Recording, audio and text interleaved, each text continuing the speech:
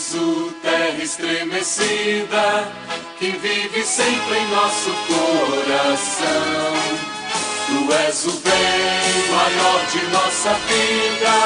Voltamos pra vocês aí que estão acompanhando o Jogo Aberto. Brigadaço nesse feriadaço gostoso, aniversário, 192 anos de São Sebastião do Paraíso. A cidade está em festa, né? Isso é muito bom. Bom, falar em São Sebastião do Paraíso, deixa eu falar primeiro aqui o seguinte.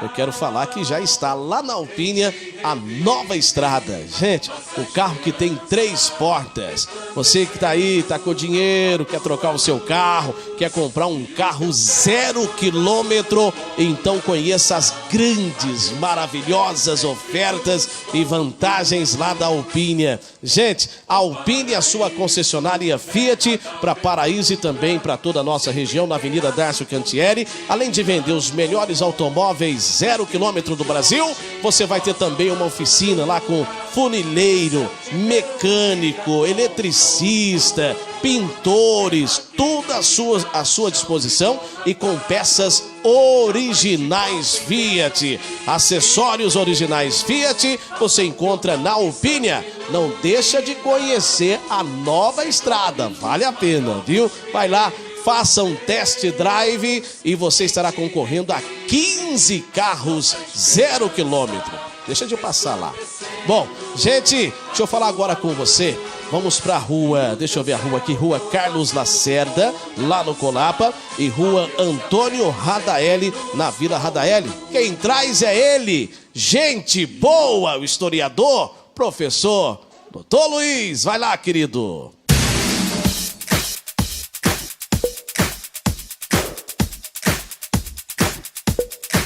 Caríssimos amigos, aqui estamos para novos caminhos de Paraíso, quer dizer novas ruas de Paraíso. Falemos inicialmente sobre a Rua Carlos Lacerda, que fica no Jardim Colapa.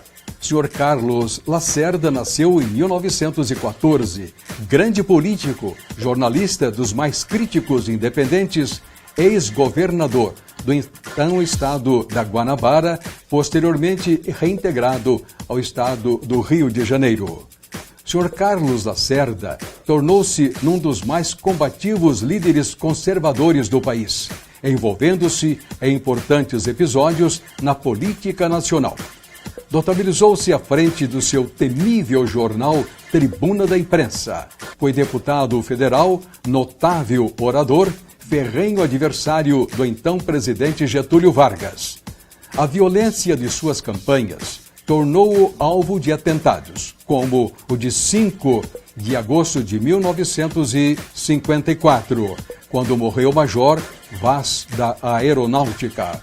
O inquérito militar levou o presidente Vargas a suicidar-se a 24 de agosto de 1954.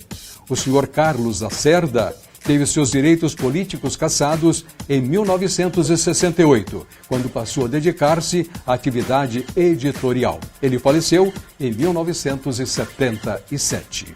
A outra rua que hoje vamos falar é a Rua Antônio Radaeli, que fica na Vila Radaeli. O senhor Antônio Radaeli nasceu também em 1914. Foi um dos primeiros horticultores de Paraíso, atividade que entendia em profundidade. Espírito afável, Sr. Antônio Radaeli sempre desfrutou de grande popularidade. Vereador atuante, chegou a presidir a Câmara Municipal. Participou como líder e presidente do Movimento Mobral, destinado à alfabetização de adultos. Grande líder maçônico, foi eleito várias vezes grão-mestre da loja maçônica Fraternidade Universal. O Sr. Antônio Radaeli foi casado com Dona Maria de Zaró Radaeli. Filhos: Zenaide, Zoraide, Zuleide, Adolfo, Zuleika e Antônio. O Sr. Antônio Radaeli faleceu em 1979. Por hoje é só. Amanhã tem mais. Gente boa. Tchau.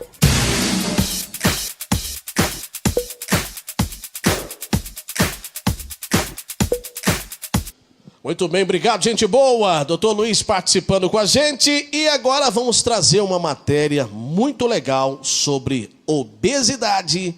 Nesse dia 25 de outubro, feriado, aniversário da cidade.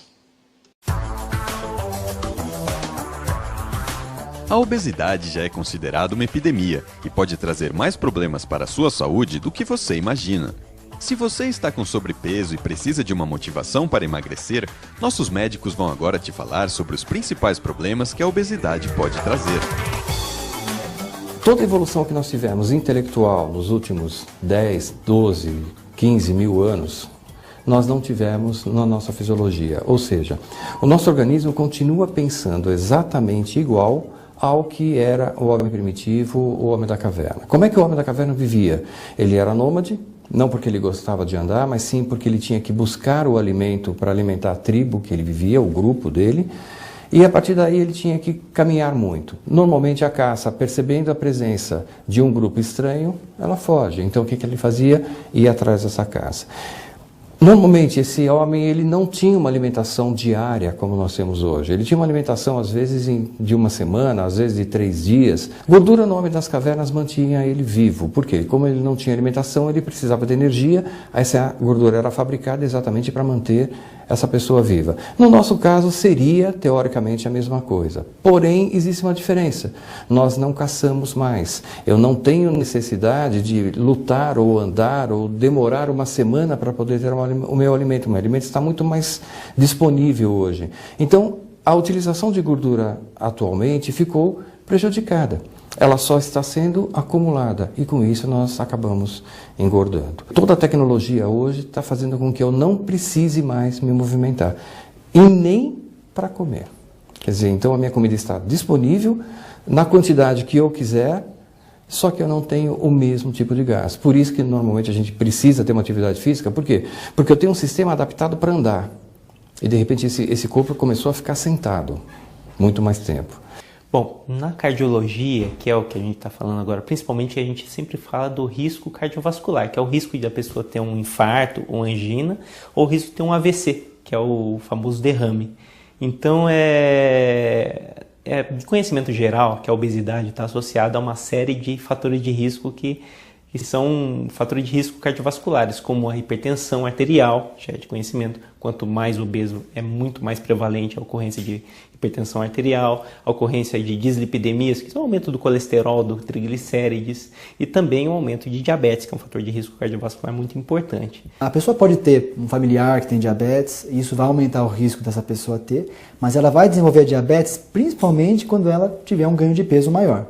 Então, e assim, existe uma relação bem clara entre quanto maior o peso, maior o risco dessa pessoa desenvolver diabetes. A obesidade tem importante implicação na área de urologia, porque tem associação com câncer, associação com disfunção erétil, associação com incontinência urinária, associação com cálculo renal, associação com hiperplasia prostática benigna e associação com infertilidade.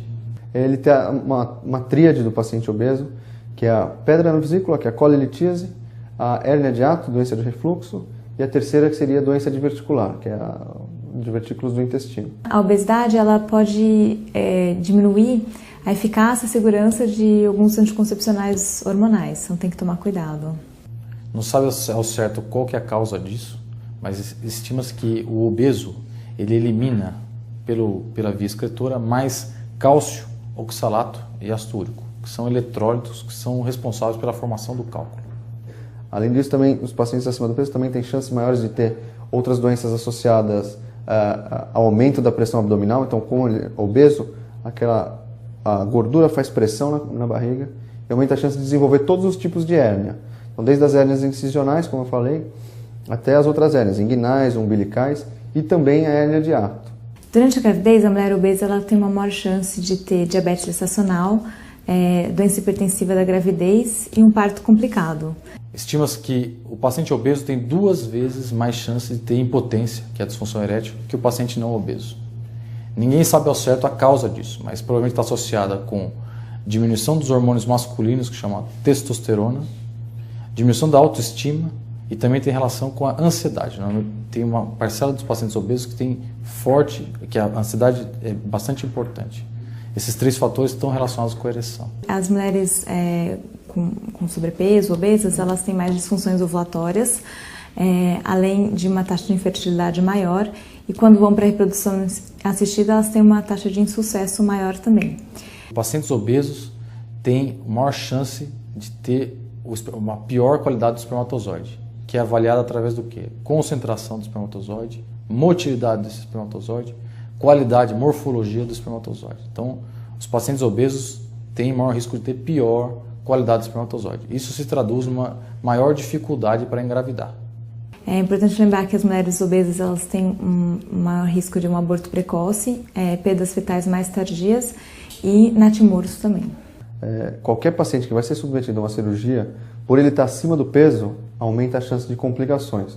Complicações desde, se for uma cirurgia intestinal, por exemplo, de complicações de anastomose, que é a costura do intestino, até complicações do próprio corte, da ferida mesmo. Então, tem uma chance maior de evoluir com hernia incisional, tem uma chance maior de ter infecção da parede, né, infecção da ferida.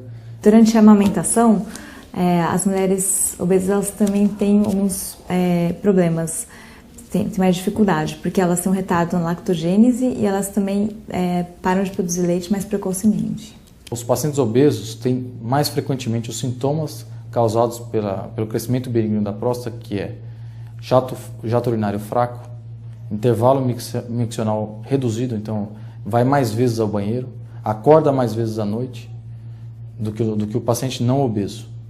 Então, todo paciente operado que está acima do peso tem uma chance maior de ter eventos cardiovasculares, então infarto, e tem chances maiores também de ter eventos tromboembólicos, então embolia pulmonar. Os filhos das mulheres obesas eles têm uma maior chance de ter malformações, de serem prematuros, de serem macrossômicos, que são fetos grandes para a idade gestacional, e também quando nascem eles têm uma maior chance de ter algumas complicações. Câncer de rim também tem importante associação com a obesidade. Estima-se que em torno de 40% dos cânceres de rim nos Estados Unidos tem alguma relação com a obesidade. Tem outros estudos que mostram que quanto maior o peso do paciente, maior o risco de ele ter o câncer. A obesidade na infância ela está associada a uma puberdade mais precoce, uma menarca, que é a primeira menstruação da mulher, também mais precoce.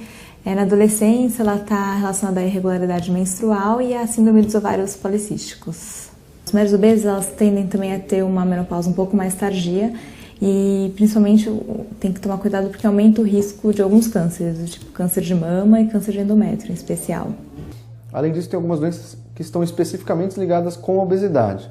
Por exemplo, a colelitise, que é a pedra na vesícula, é uma cirurgia que é muito mais comum em pacientes que estão acima do peso.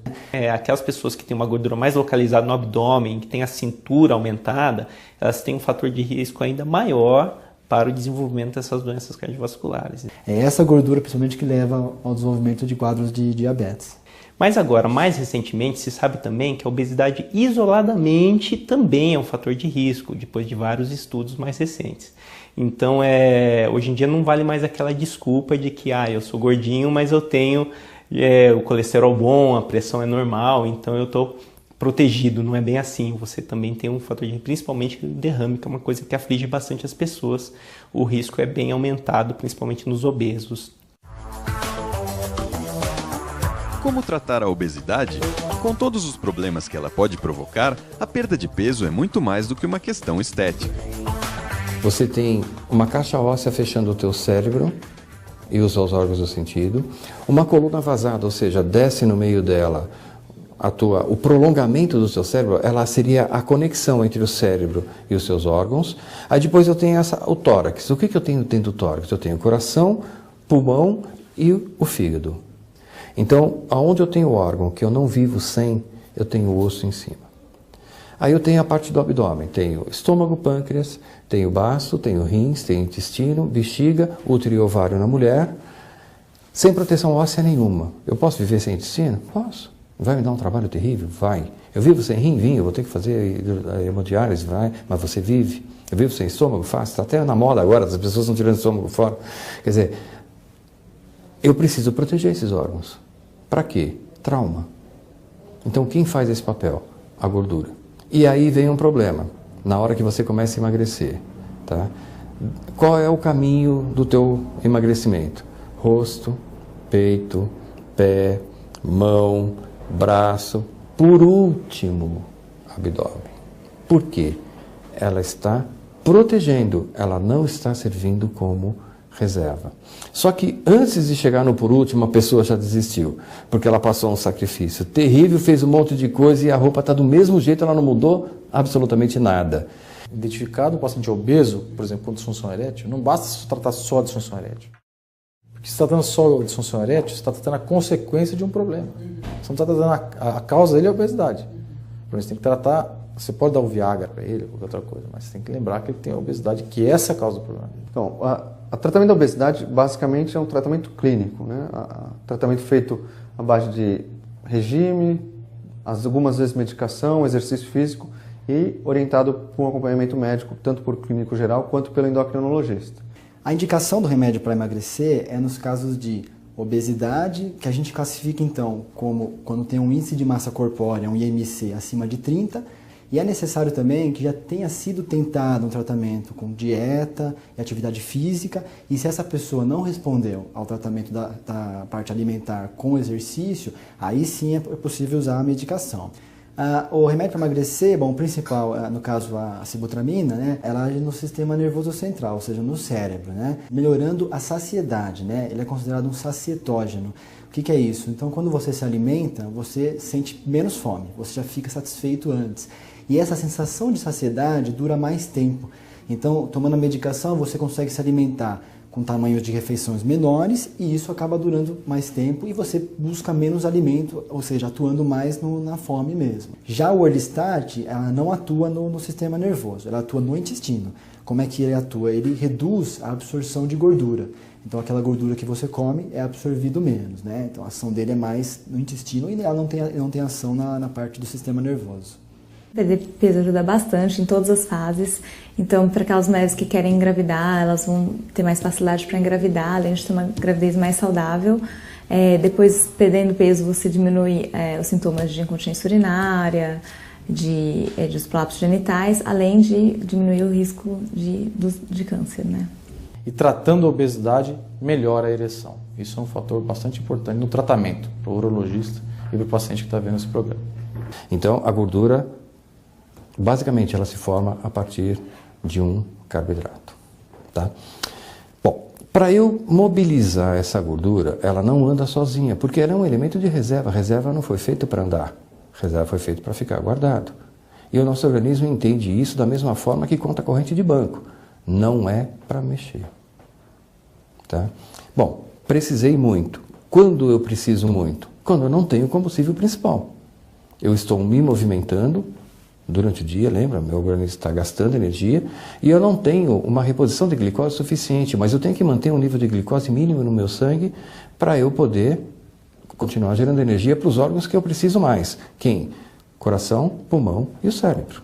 E aí eu mobilizo proteínas, basicamente um aminoácido chamado L-carnitina, que vai reagir com essa gordura e vai transportar para o fígado. E no fígado eu consigo transformar essa gordura em energia. E uma boa parte dessa gordura não vai ser utilizada, mas ela está circulando, então ela vai ser filtrada pelo rim e vai sair pela urina. Então, quanto mais eu fizer você urinar, eu vou conseguir eliminar essa gordura mais rápido. Por quê? Porque se eu deixá-la no seu sangue, o destino final dela é voltar de onde ela saiu. Porque ela é reserva. Eu não jogo fora a reserva. Então eu tenho que ir contra o teu sistema. Assim, mobilizei gordura, então vamos pôr para fora rápido, para não dar tempo de utilizar. Você entendeu? Então com isso eu consigo jogar fora mais rápido essa gordura que está circulante. É essa a ideia. O tratamento da obesidade com dietas, ele melhora o risco a presença de cálculo no caso de cálculos formados por ácido úrico. A litotripsia tem uma taxa de sucesso, a litotripsia, que é aquelas ondas de choque para quebrar o cálculo, tem uma taxa de sucesso muito inferior no obeso do que do paciente que não é obeso. No caso do obeso, ele deve ser, na maior parte das vezes, a indicação é tratamento cirúrgico. E como é que deve ser a cirurgia no paciente obeso? Então, de uma maneira geral, existem cirurgias convencionais, que são a cirurgia aberta, com corte, e a cirurgia minimamente invasiva. De uma maneira geral, a cirurgia aberta com corte tem maior taxa de complicação de sangramento, tempo de internação, de dor no pós-operatório, do que as cirurgias minimamente invasivas, que são quais? Laparoscopia e cirurgia robótica. Essa diferença é especialmente importante nos pacientes obesos, em que a taxa de complicação pela obesidade é maior. Então, frente ao paciente obeso, o urologista deve sempre considerar a possibilidade de fazer um tratamento minimamente invasivo, para diminuir as taxas de complicação, cirurgia laparoscópica ou cirurgia robótica. O uso da medicação, como ela causa uma diminuição do apetite, durante o tempo em que a pessoa usa a medicação, ela vai ter um bom efeito e vai conseguir emagrecer, né, e de repente conseguir comer menos. Se ela faz uma interrupção abrupta dessa medicação, com pouco tempo de repente, ou sem um acompanhamento adequado, ela vai voltar à fome novamente e ela ganha peso de novo. Então o que é importante na verdade? Que a parte da educação alimentar e do exercício físico esteja bem fortalecida.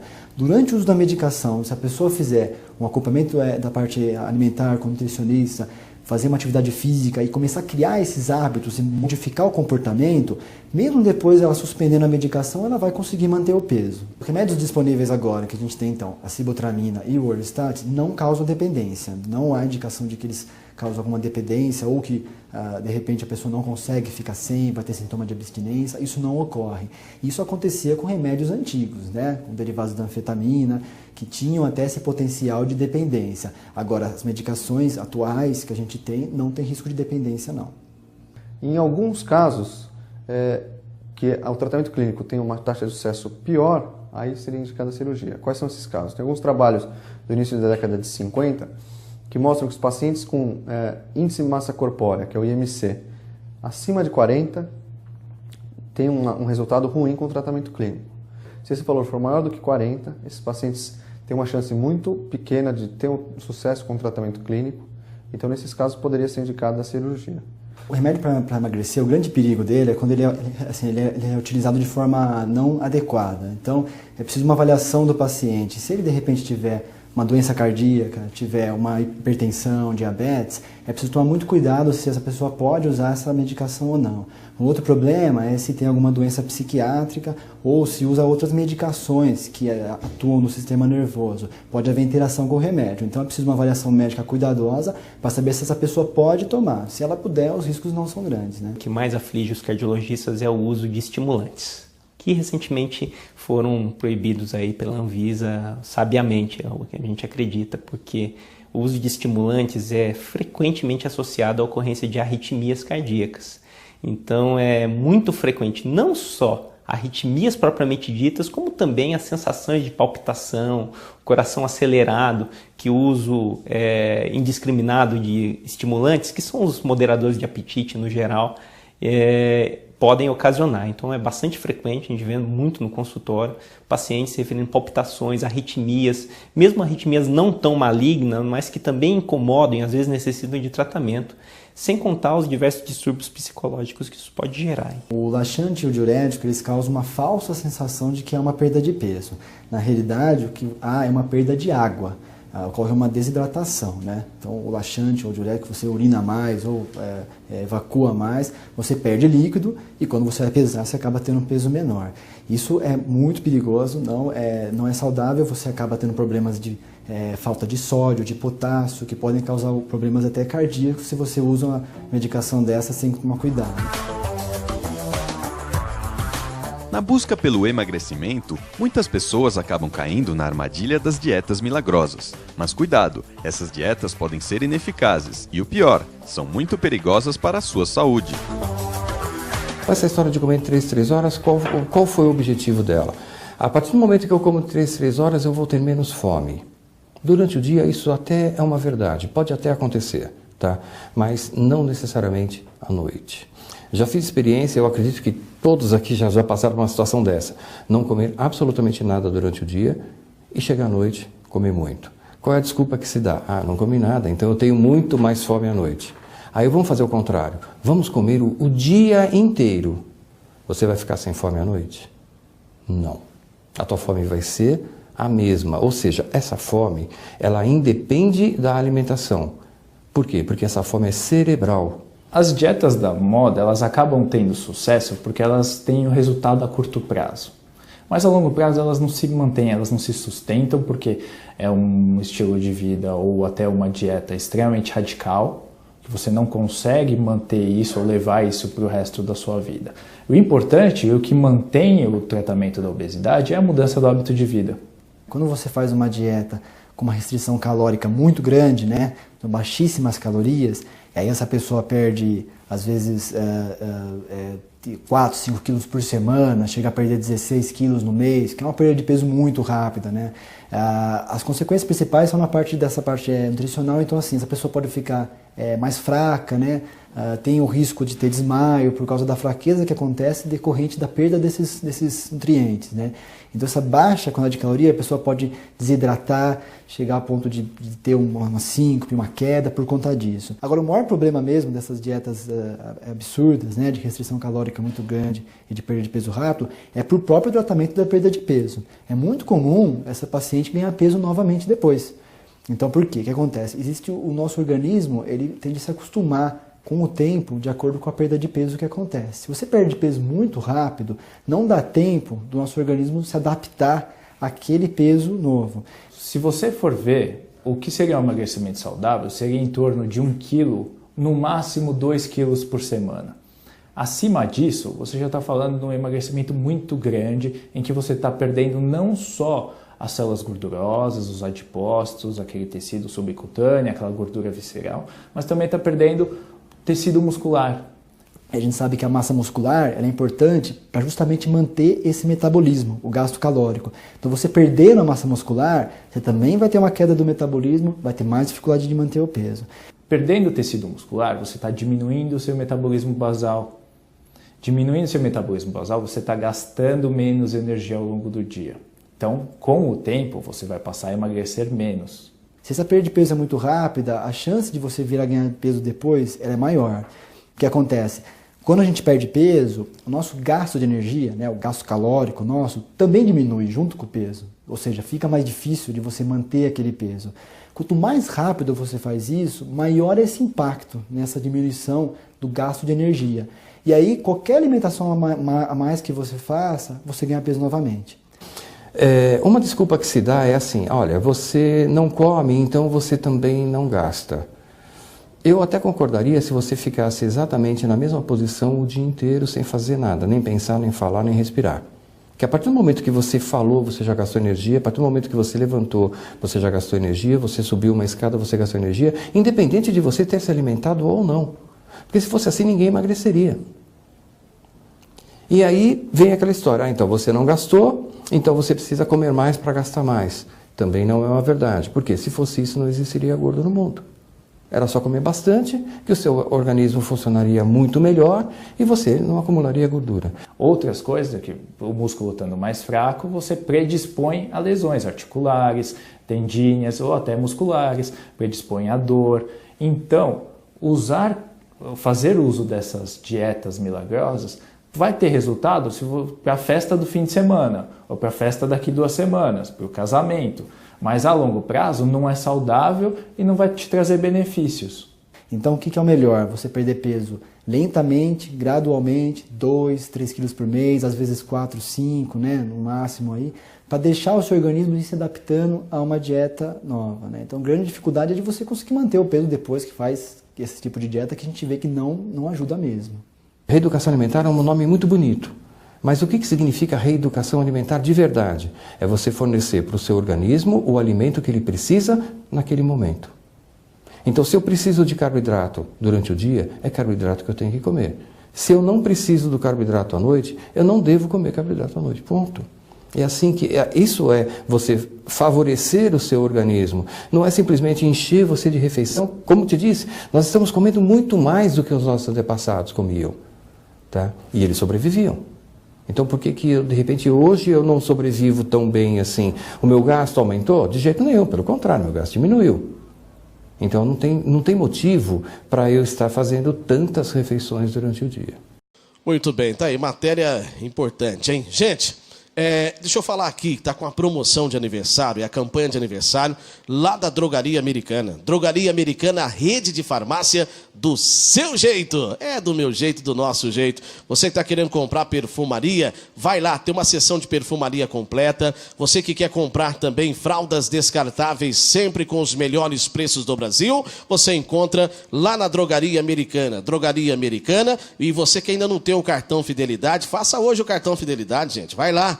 Viu? Você não vai pagar nenhuma taxa, nem anuidade você vai pagar. O que você comprar, claro que você vai pagar, mas e com descontos especiais, descontos mega especiais que você encontra lá na Drogaria Americana. E comprando acima de R$30, você vai preencher o cupom, deposita na urna e nós estaremos aqui fazendo o sorteio de uma moto 0 km, já que é aniversário agora em novembro, lá da Drogaria Americana. Gente, Drogaria Americana, na Pimenta de Pardo, esperando por você, é a vermelhinha da cidade. Um abração, Rogerão, a Érica, toda essa equipe maravilhosa da Drogaria Americana. Gente, passa lá e não deixa de exigir o cupom. Você vai ganhar o cupom, vai depositar na urna e vai concorrer a moto 0 km.